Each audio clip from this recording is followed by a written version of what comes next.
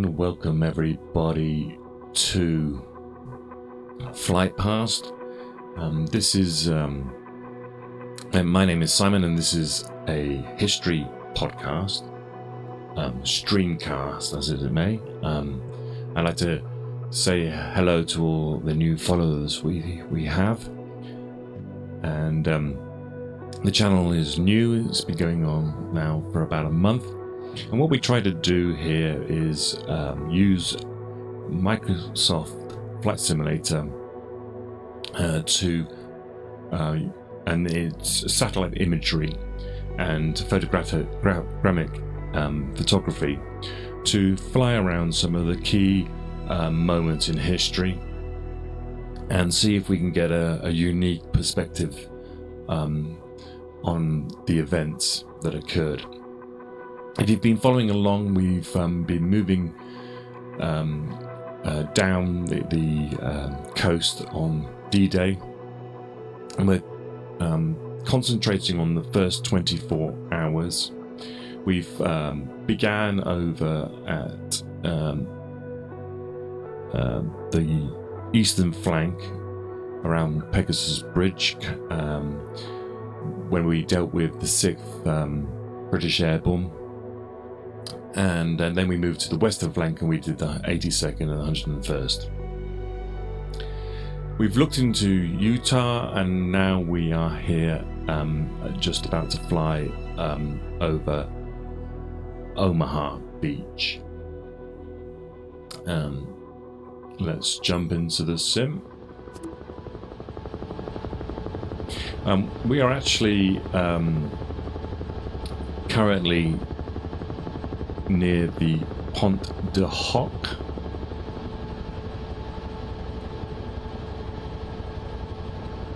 And I thought today's stream we will basically get a bit of an orientation flight, and so that when we start talking about the events you can understand where it is we're talking about. So this is known as the Pont de Hoc, and this is where there was a gun battery, and it had the ability to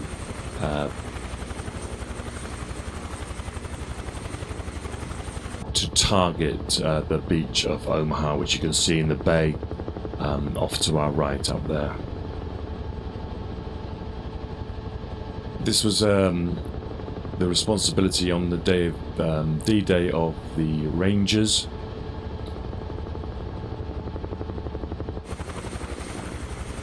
So let's just quickly just jump out here and have a quick look. We'll come back and do this in more detail, but you can see just from the aerial photography that Microsoft Flight Simulator has. You can see the pitted nature of the cliffs here. This is all bomb craters. This was very heavily bombarded, almost to the point where actually the Germans had withdrawn the guns inland because it was just so exposed. And these cliffs here are the ones that the Rangers would scale to attack this position.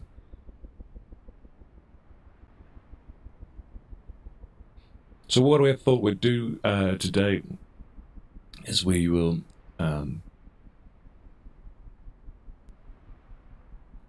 fly along the coast, and we'll have a look at some of the sectors that you get familiar with. The places. Right, let's just jump.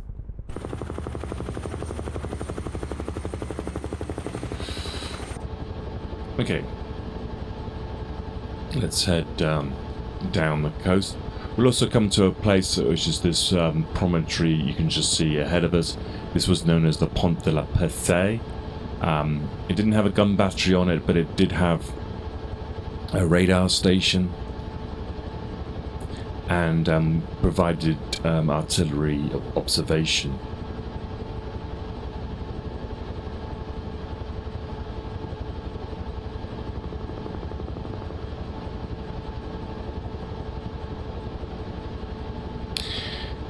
So before we hit the beach, we'll just fly out to sea a little bit. We'll talk about Task Force O. O stood for Omaha. It was commanded by Rear Admiral John Hall, and contained around about 1,000 vessels, ranging from transports, landing craft, minesweeper escorts, and a dedicated bombardment group. And it was designated to basically put to shore and support the US 5th Corps under the command of Major General T. Guerrero. He was a veteran of the 1st Infantry Division, which is also known as the Big Red One. And the 5th Corps was basically split into 2 divisions, and we had the 29th Division, which was going to be responsible for the western side of this beach, and then the 1st Division would be responsible for the eastern flank of the beach. And they would be supported by elements of the Rangers battalions, mainly the 2nd and 5th Rangers, and also engineering battalions, tank battalions, the 741st and the 743rd tank battalions, and along with artillery. So when we talked about D-Day and we talked about the other beaches, or we're going to talk about some of the other beaches, they're mainly primarily 1 division strength, but it was felt necessary here that this was going to be a 2 division front. We were talking coming ashore on the first day, we're talking something in the region of 34,000 troops would be landing on this beach on D-Day itself. The Task Force O had accumulated in the ports excuse me, Portland, Weymouth basically, and Poole. And if you can remember when we did our talk on Exercise Tiger, we flew over some of those places, so you can go and check them out.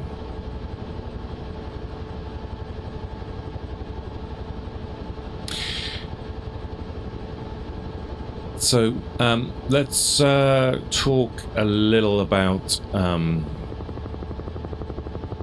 what briefly happened. We are talking here about a bombardment, an aerial bombardment began just after midnight, and 2,200 Allied bombers targeted coastal batteries and strong points along the coast.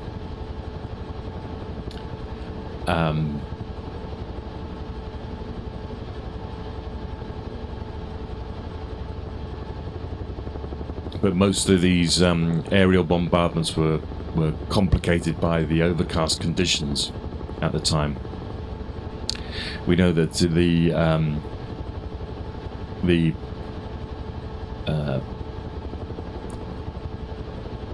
conditions were overcast. It was around about a 2,000 foot ceiling on the clouds. On the base of the clouds.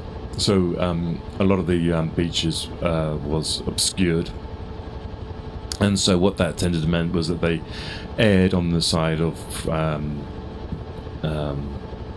bombing inland a little bit, and so actually most of these this sector wasn't hit at all. If we just fly inland a bit, we may see some scarring in the fields behind where majority of the bombing actually came down. So let's just just jump out here.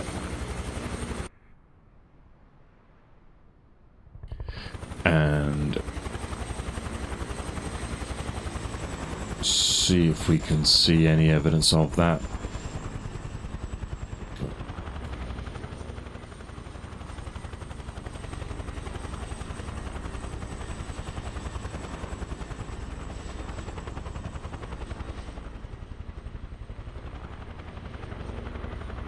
You can usually see bomb craters. There will be a discoloration in the soil because when they're filled in, it tends to be a bit more topsoil rather than deeper stuff.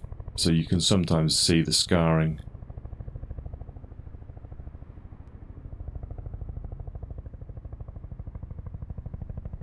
I'm not sure this is. It could possibly be. It might not be. Could be just something agricultural. And the point being, though, is that the defences actually along the coast are not hit at all, and the beach itself is not hit.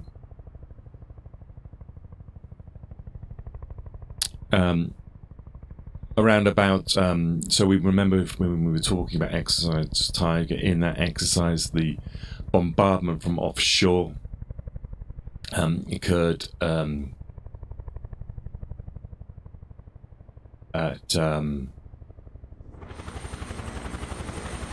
about 40 minutes before the troops went in.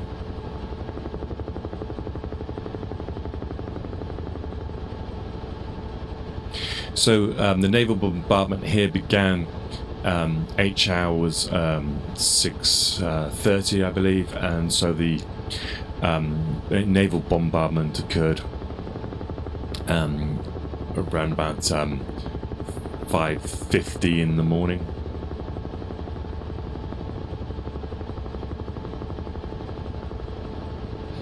These were the so the bombardment section of the Task Force O was dedicated to this part of the beach was battleships USS Texas and the USS Arkansas, and these guys had 14-inch and 12-inch guns.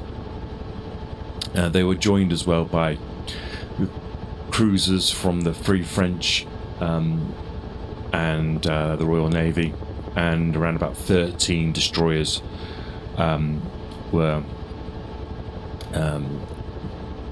dedicated to this section, and destroyers they could get a lot closer in to the shore.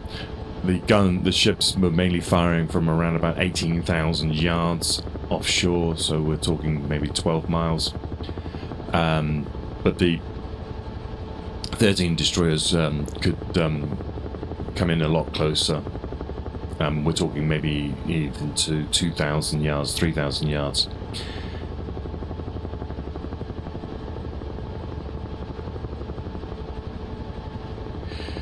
The destroyers had 5-inch guns, so they were a lot better at targeting specific points, and in a lot of cases could observe the troops and see what they're firing at, and then target what they're firing at.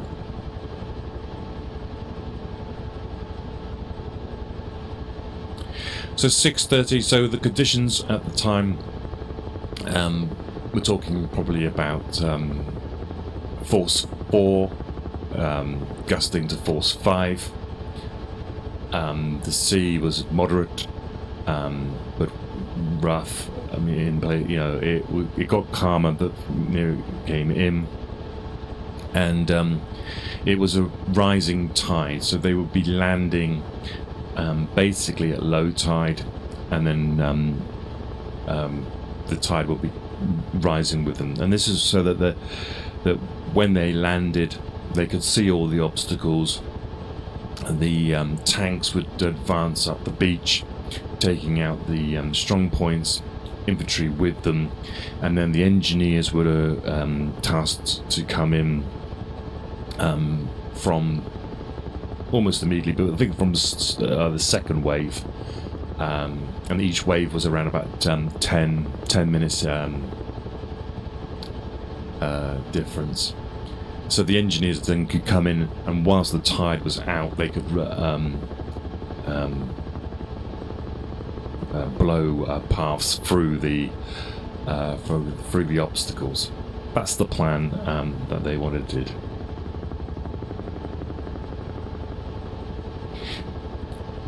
In brief, the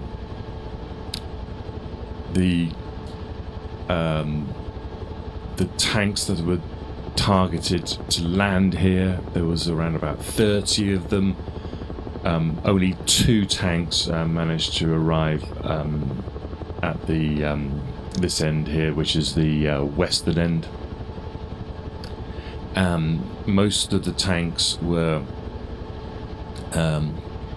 swamped by the rough seas and never made it to the shore. And the ones that they did have, they were finding it so difficult to make way that they were overtaken by the infantry in the first wave. So they had a very sinking feeling of watching their armoured support falling behind them. The bay, the way that the tides worked in the bay is they kind of swept around the headland over there on the Constantine Peninsula, and swept around and basically moved from this perspective here, from the left to the right, or as we're coming in, it will push us from right to left. And so with a lot of the smoke that was from the bombardment, there was fires started on the cliffs. It was difficult for the troops to pinpoint their location and make sure that they were in the right place. And a lot of them were pushed east away from their objective.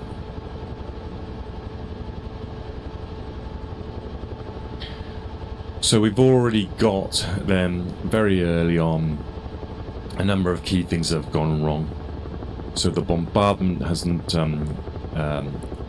hit any of the targets. The beach has not been hit by any bombs, which would obviously provide some sort of shelter with craters. So it's basically untouched.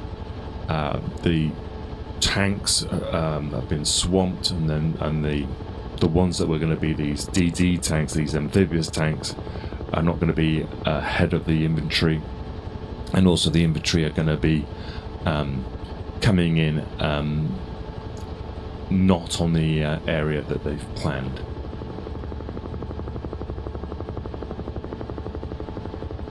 So the length of the beach is around about 6 miles, and as I said, the first section, the west section, was the responsibility of the 29th Infantry Division. So let's pause the helicopter here, and what we'll do is we'll briefly go down the coast, and we'll identify the different sectors, so that when we do the more in-depth analysis, we can understand where it is what we're talking about. So the far western sector was called Charlie Sector. It anchored the western flank of the beach.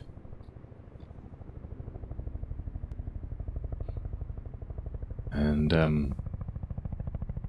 let me see if I can get some photos or some notes up here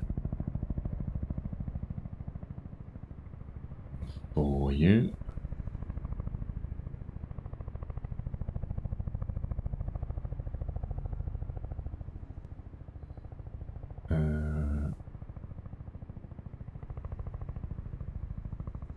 So let me just briefly, we'll come back and look at these. This is the original plan that they wanted to achieve on D-Day. This is basically what they did achieve on D-Day. And we have, if I start this end here. So this is, well, this is actually dog green. The section which is Charlie is to the left of this blue section here.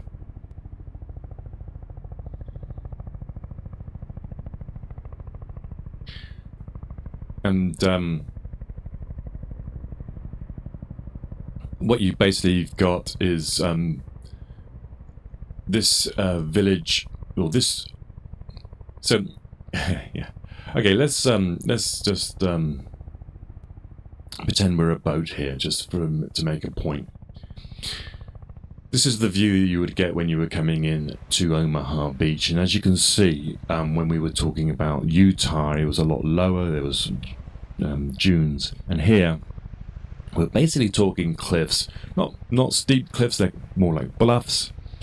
But what this means is that these bluffs are places where the armor can't come in. These bluffs are steep enough that a tank wouldn't be able to get up there.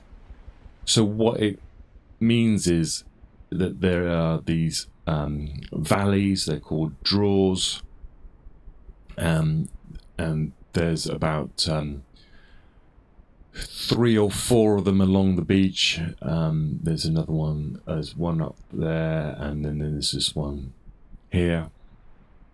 These draws, as you can see, one there, become very important because these are the key places to get off the beach if you've got armor. Now, and of course, the Germans knew this. So when we talk about the far western flank, we're talking Charlie sector, and Charlie sector ran. It's almost like it has some cliffs, and it runs to the Verville draw. So this this here is basically where we're looking at now. Is Charlie sector. This was where the Rangers came in. We remember that we were talking about Pont de Hoc, and we will look at that in more detail. But these Rangers were coming in here because their task was to join up with their friends at the Pont de Hoc over here. So they wanted to go down this road, join up with their the Rangers who were attacking the Pont de Hoc. So that's why they are given the responsibility of attacking this sector here, which is Charlie sector. And this above these cliffs were these Vistander nests. They're like strong points. They had trenches, bunkers, all that sort of stuff, and designed to protect these passages off. And they're all numbered. The numbers increase as we go westward, so we're actually starting at the highest number, and that is it was in this area here, and it was basically where this I think I know what this is. This is some sort of camp, ecology camp or something, but it was in this area, which is WN 73. And on this part here, on this, where this field is, we may see some evidence. You can probably just make out a trench going around the top. This was WN 72, 2.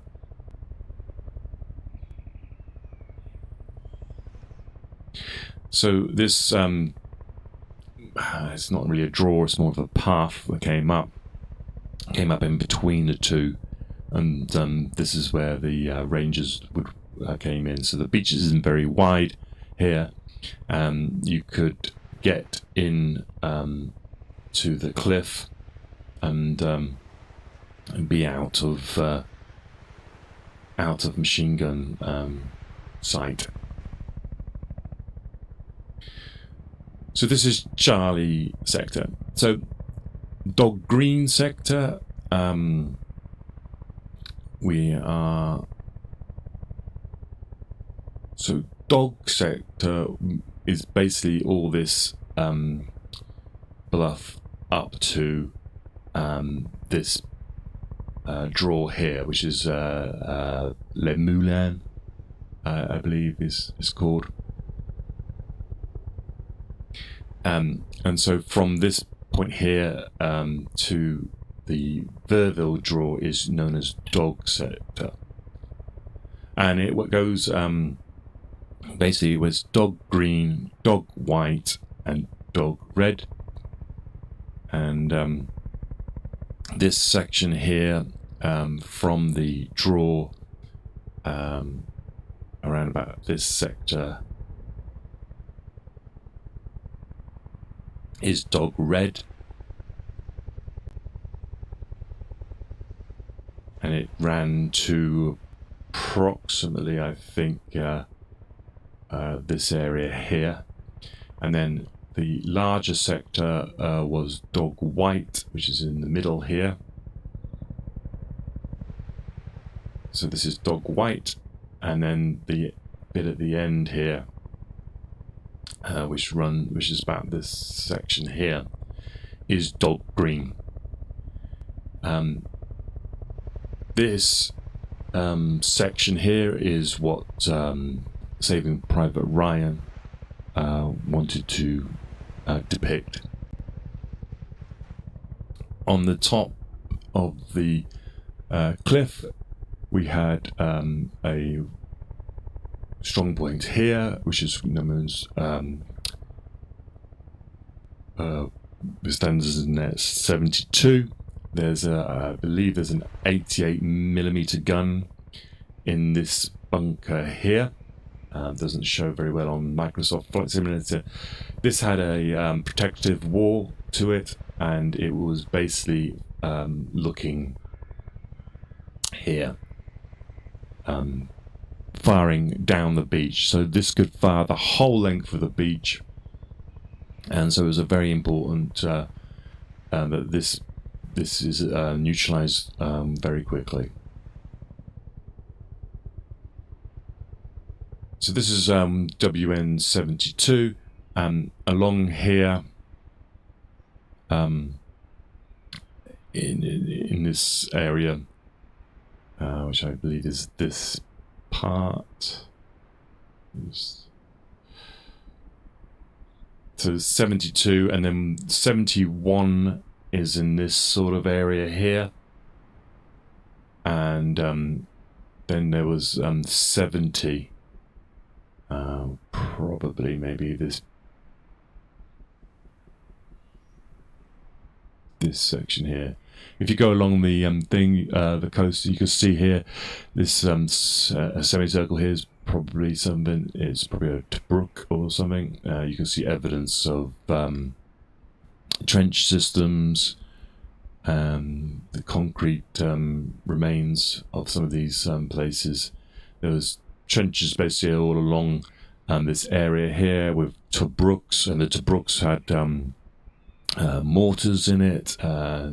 There was machine gun positions, and they're basically you can see evidence here of a trench, and this is their view looking down on this Dog Green.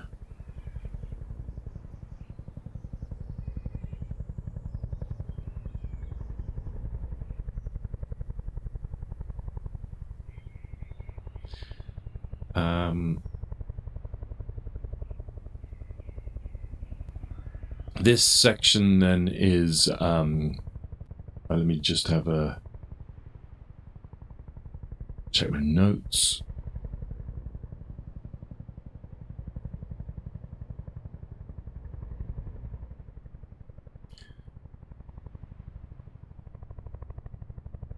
Yeah, so and then it moved, and this then is WN70, and WN70 sort of mark the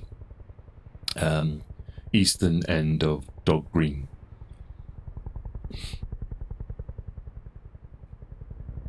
Just briefly back at Chai sector, this is the responsibility here was mainly from the 29th Division, 116th Regiment in the first wave coming in here, but elements of the 29th Division had come in with the Rangers at this point here, and this WN73 also had the ability to fire down enfilading onto the beach.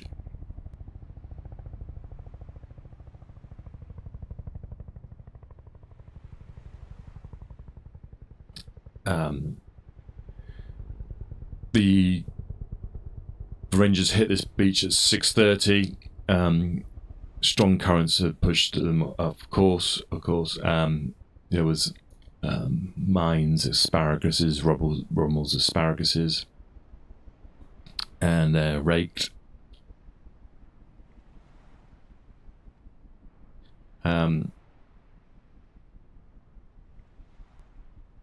The demolition teams that followed in were taking something in the region of 40% casualties at this sector, and from 6:30 by 8 o'clock, there's basically small groups have managed to accumulate at the bottom of the cliffs here.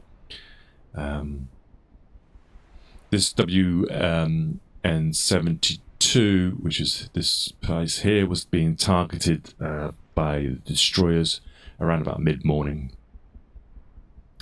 And this draw here, I'll just say it, it's a brief overview, but this basically doesn't get opened until afternoon time, in the afternoon. So Dog Green Center sector, which is this point here, as you say, there's a 88mm gun coming from the position by the draw. There's MG42 machine gun nests all along this bluff,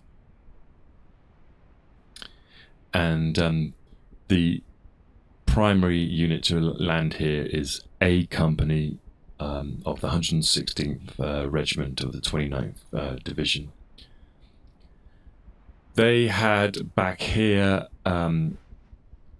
probably around about 2,000 yards out, past the tanks that were supposed to be ahead of them, and only around about two tanks make it onto the beach. One of them couldn't fire when it got there. One of them fired for a while and then was taken out.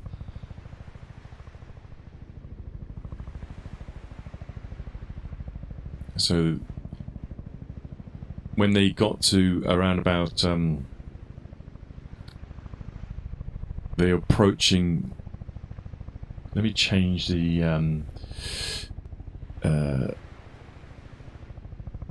scroll for you to this one. This is Dog Green. There we go. Just in case I forget some information, I like to put the scroll on.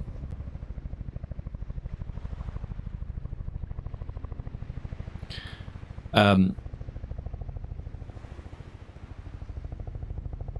225 men of A Company arrive here. They are in 6 what they call LCAs there, which stands for Landing Craft Assault boats, these sort of Higgins things. When they're coming in, one of the boats is swamped by the sea, so they're down to 5.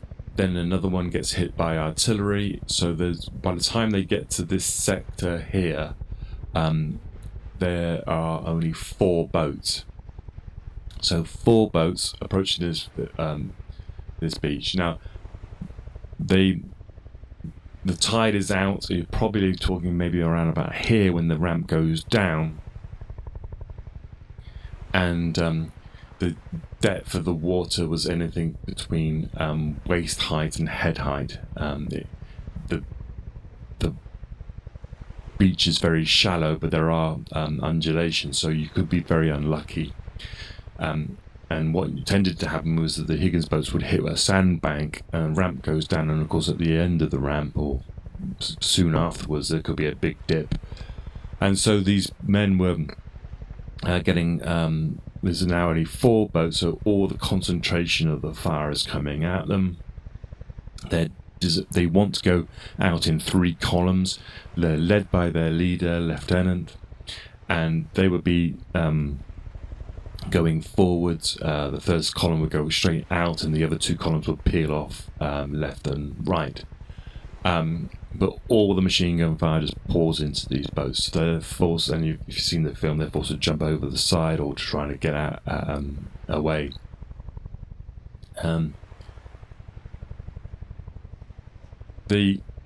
when they get away, they're being dragged down by their equipment, so a lot of them have to lose the equipment that they're taking into the beach. And so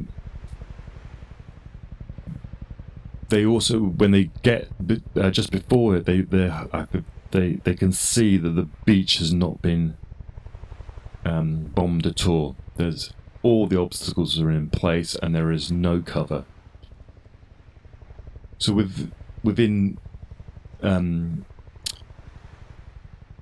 seconds, the basic A company of the 116th Regiment is no longer a functioning unit. People are basically trying to crawl behind obstacles. They're trying to crawl back into the sea, play dead,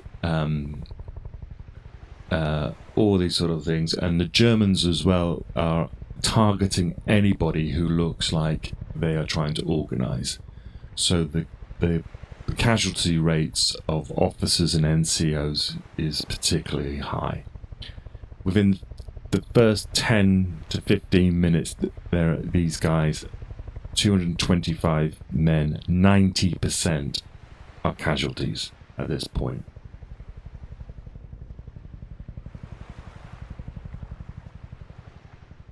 So you've got to remember as well that the tide is coming in. So a lot of the casualties who are wounded are trying to move with the tide, and if they can't move, they drown. And what this really means as well is that the next wave that's coming in, which is in Company B and C, in the second wave, which comes in at around about I think about 10 minutes later, they are effectively another first wave. The first wave are not providing any kind of covering fire for these guys. They're not, they haven't even got any equipment that they can sort of, jump to. So again, then it becomes another kill zone. And when they got to the beach, the shingle ridge provided minimal cover. What cover it did provide was possibly mainly from machine gun, which were on the ridge up here, but it didn't provide much cover from the mortars, and all this section is zeroed in.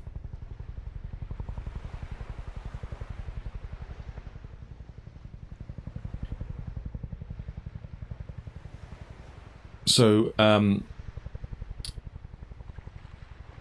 skipping forward a bit, The eventual breakthrough came in around about 9 o'clock, where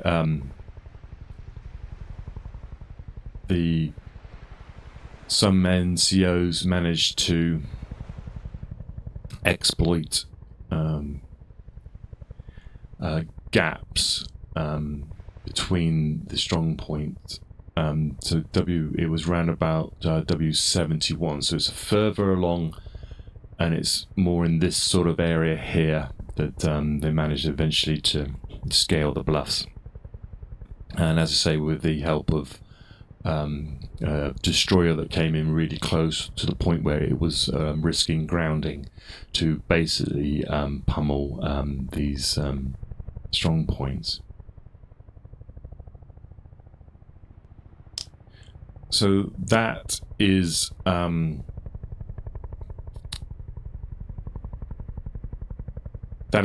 Dog Green. Let's just move briefly on now to the next one, which is Dog White, Dog Red. Dog White, Dog Red. This is Dog White is in this sort of area here, and this is Dog Red, which is near to the Moulin draw, designated D3. So this is defended. The Dog White sector, which we'll come back to because it's very important, doesn't have many strong points on it, and most of the strong points are then around this draw here.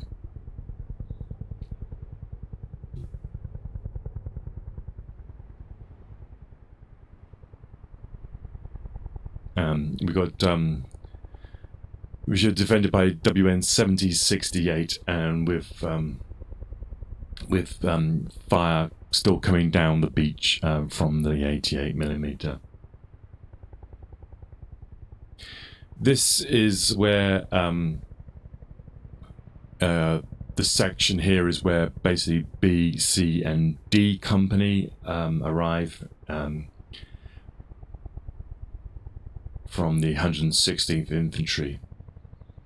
And Point the Hock, there was the 2nd Rangers were going to support the Point the Hock position, but when they didn't get a call in, they assumed that it had been taken, and so they had then motored down here. And just offshore here are these sort of beach control boats.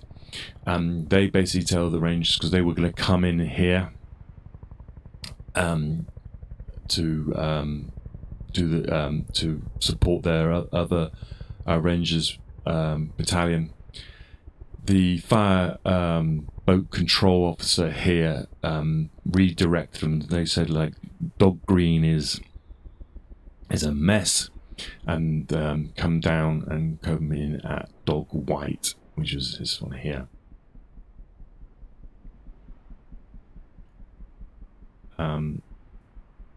Around about 7 o'clock and 8 o'clock, this is when Brigadier General Norman Dutch Coter of the 29th Division comes ashore here, and we can see his photograph. This is the guy.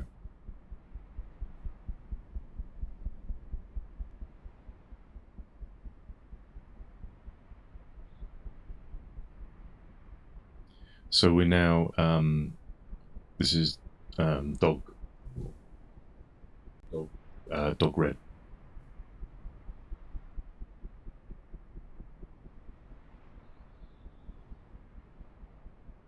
So Coter, he begins rallying the troops, the pinned troops, and this is where he supposedly said there are 2 kinds of people that stay on this beach. There's the dead and those who are going to die. So let's move. And then he says, Rangers lead the way. and that's because these rangers have come in at this particular point. And this is I believe, the path that they took to come up. And when you look at the notes, you can see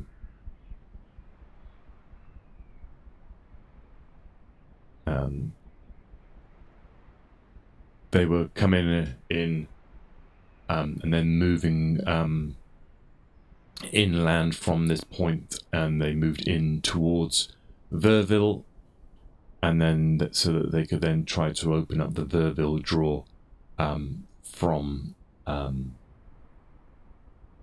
the south.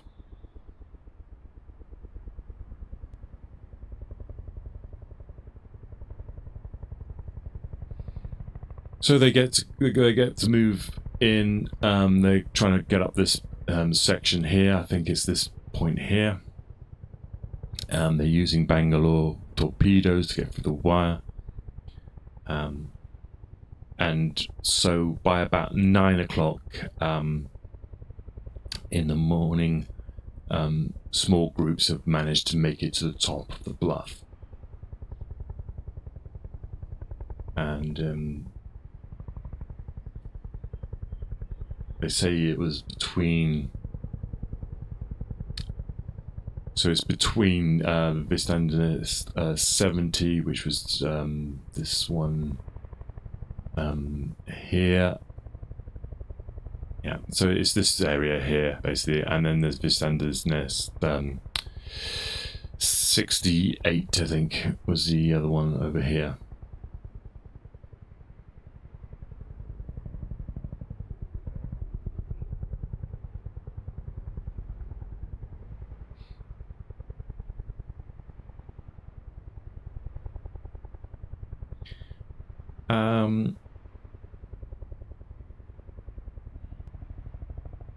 Company E of the 116th flanked WN 68, came around behind it, and along with naval gunfire, there was silenced the positions.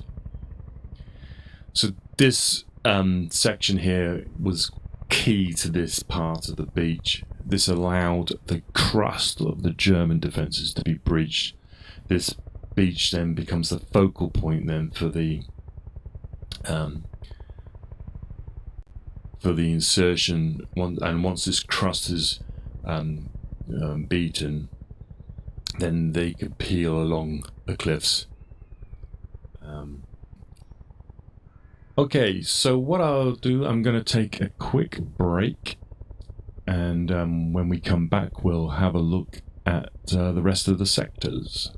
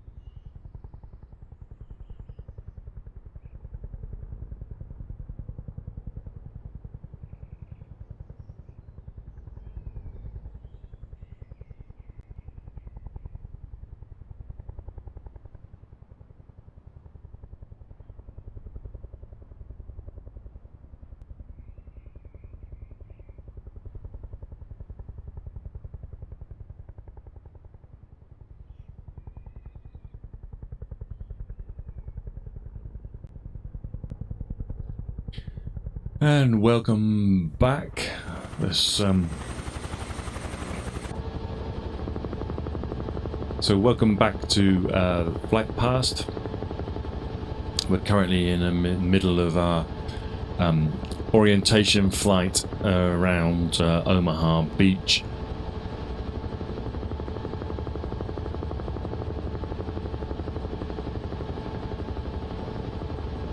We're flying along here. This is dog green, dog white, and dog red. And we're coming up now to the Les Moulins draw designated D3. So let's jump out here again.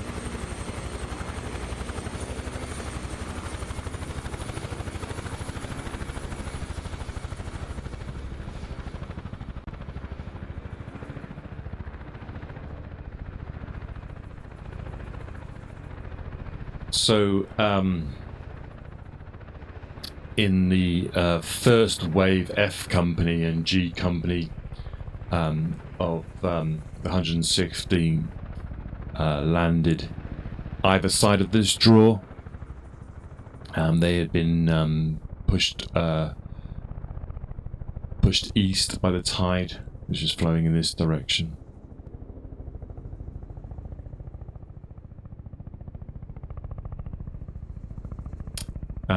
So we have a number of strong points in this area. There was Descendant 68 on this bluff here. There was another strong point over here on this one, and there was also some, I believe, one of these places here was also one protecting this this draw. These buildings are just ones that Microsoft have put in, and then there's also strong points back here. Basically on this this sort of square end of the field here was a strong point position that protected anything coming up the draw. And then there was another one back here. So the Germans were kind of at this point they had protection at the entrance, and then they had a sort of a defensive positions coming back this way.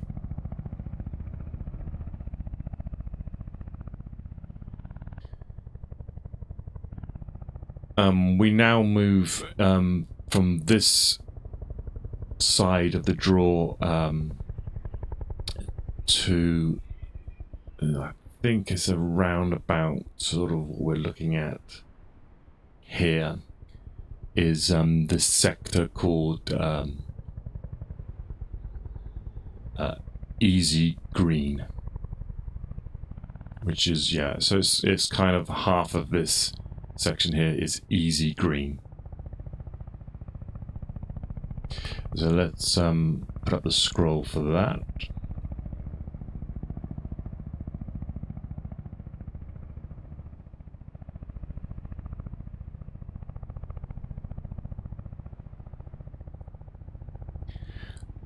This is the central part of the beach, and it includes the Easy Green and Easy Red sector. Includes the Colville draw.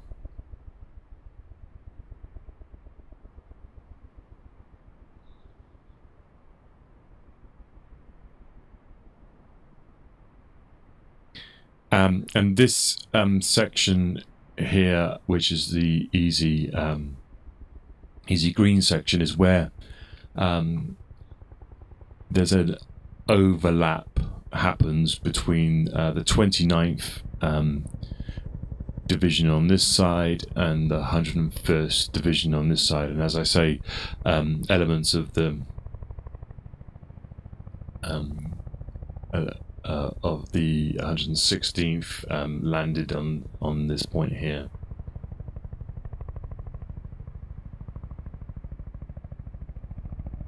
G Company lands on this beach.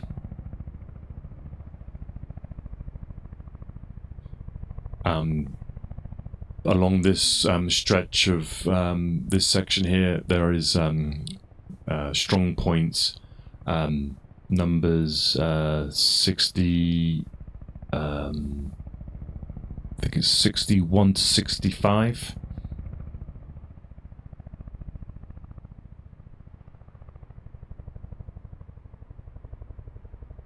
Yeah, so 61, I believe, is all the way up here.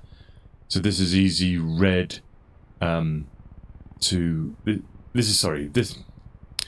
this section here is easy red, which we're looking at now. Easy green to the right.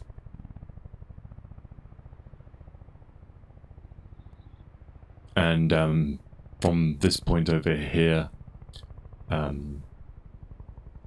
so this area here is where I believe the standard as 61 is. There was 62 is in this region here. 64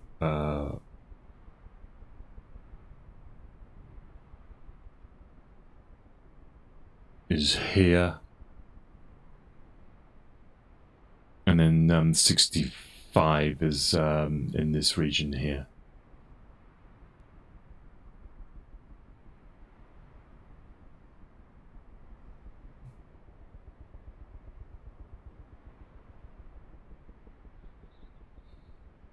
Easy green actually is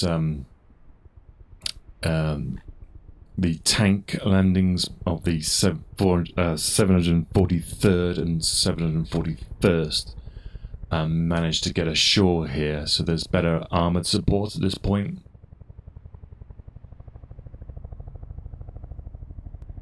And that means that a lot more progress could be made at this section.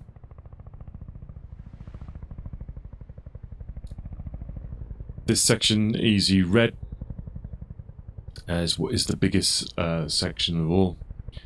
This is where companies E and F of the 2nd Battalion and 16th Infantry came ashore. And they got pummeled by the Standards Nest 62, which is, I believe, this section here. And this is where it's believed that Robert Capa, the photographer, took his iconic images of D-Day.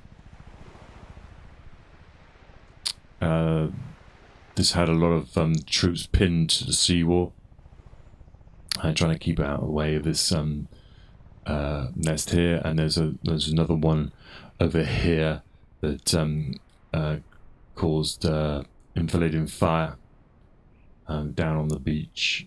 I think we're talking somewhere here.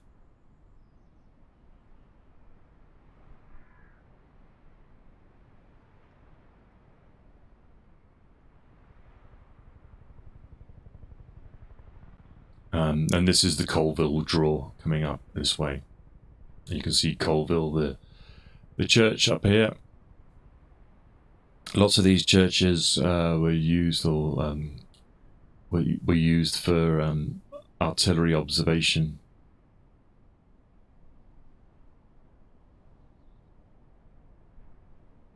And on the up here on the on top of the bluff is where you can see the U.S. cemetery.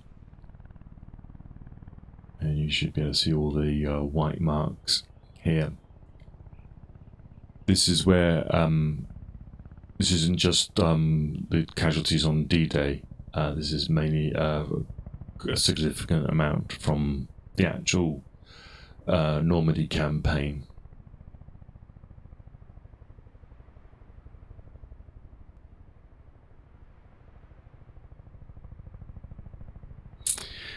WN62, so 64 was this place here, I believe, on this corner.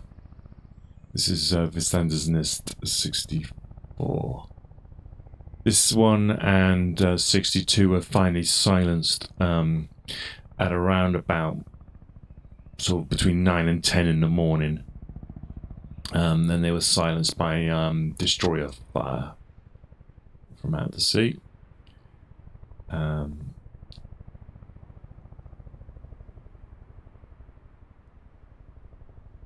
And this is where the main thrust, the main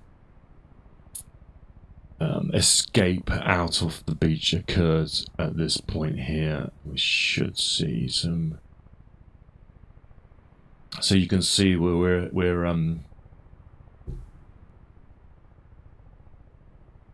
you can see the draw there on the map.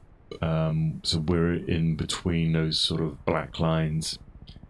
And so you can see the main penetration starts to occur in this area here and pushes back towards Colville.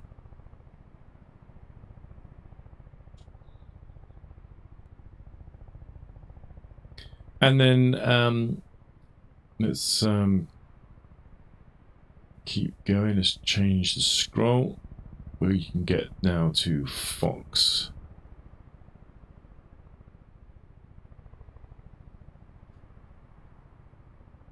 So basically from this section here, from the Vistander Nest 62, just to the slightly to the left of the 61. This is Fox Green. This is where Easy Company 116th arrives, plus Fox Company of the 16th 1st Infantry Division land. And then you have here Vistander Nest 60, and this has a view right down the beach. And so between these two Vistander Nests, so we're talking possibly this view here is known as Fox Red.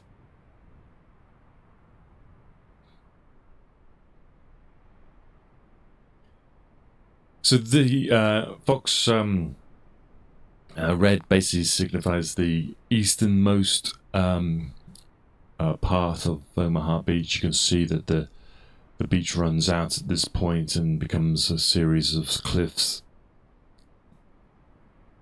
And you can see the how it gets a little steeper here.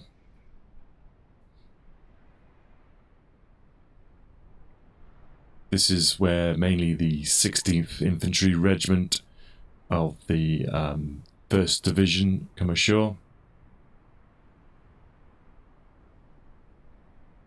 Company I and L of the 3rd Battalion land on Fox Green, and they come under intense fire from the strong point up here on the right.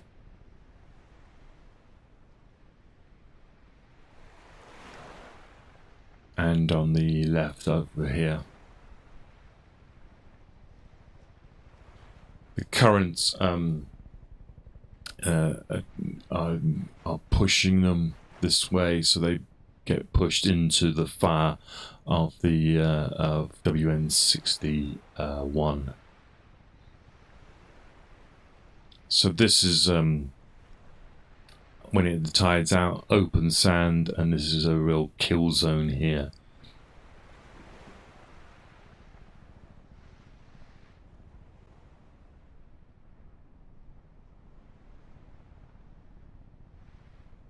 So Omaha overall, the ends of the beach become the major killing zones, and where most of the casualties occur. The breakthroughs occur actually not at the draws themselves, but on these bluffs. And so groups of troops managed to make their way up these bluffs, and once they got a foothold, could turn around, and then they came down and took out WN62. And that allowed, once these were taken out, then it allows the troops to come ashore.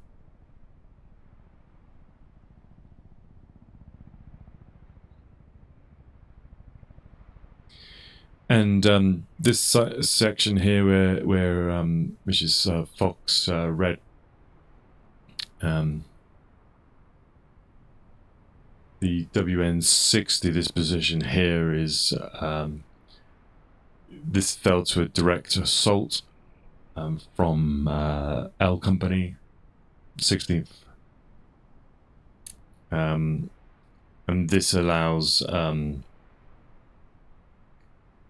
then once this position is taken, then the objective was to then link up with Gold Beach, which we can see up ahead here. This is Port Basson, and this is Gold Beach up here.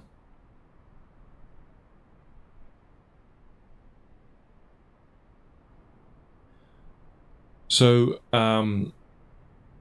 we will go back into these. This is Aramanche and Gold Beach, and then you can see the Juno and then Sword. We will go back and look at some of these parts of this landing in detail. It just to get to sort of a real good feel of the achievement these guys did on this day. When we looked at the objectives,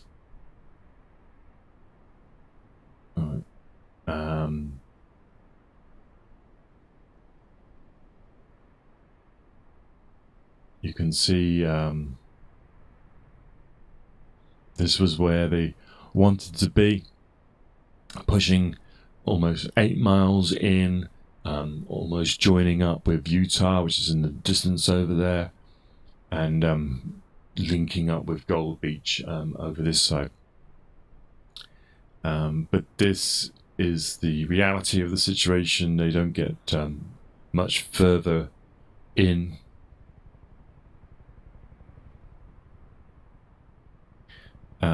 They're around about 1 or 2 miles in, pushing towards Colville. This is by about 6 o'clock in the evening. And so they have a tentative, let's say, foothold here. At a certain point, there was rumours that Bradley even considered abandoning the landings here. But they do achieve a foothold, and this enables, once the crust has been broken, this enables the Americans to pile in using their landing craft to reinforce. This beach is the most sees the most casualties on D-Day. There's believed to be something in the region of 2,400 casualties on this beach.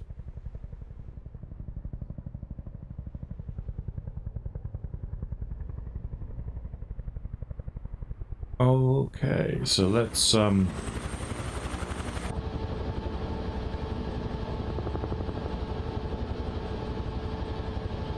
I will attempt to do some of the stories along this beach here.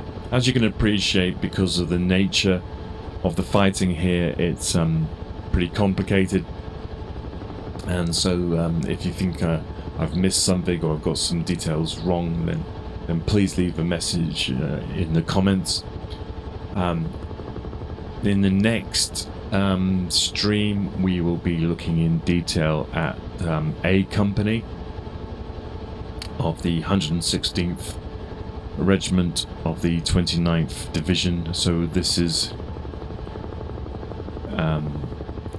the story of Saving Private Ryan, the opening sequence of Saving Private Ryan, and we'll look at the after action report that was detailed from that morning.